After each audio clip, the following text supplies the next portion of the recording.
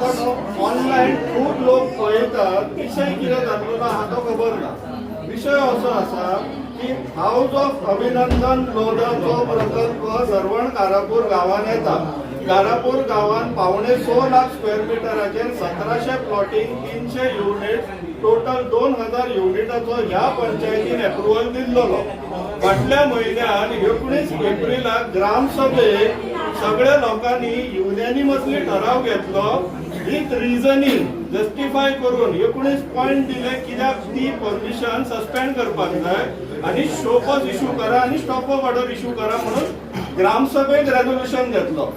तो resolution फोर्थनाइटली मिटिंगेन confirm जालो। आता शोकॉज इश्यू करपाचो जेन्ना टाइम येयलो पंचायत माघार घेता साइन कर।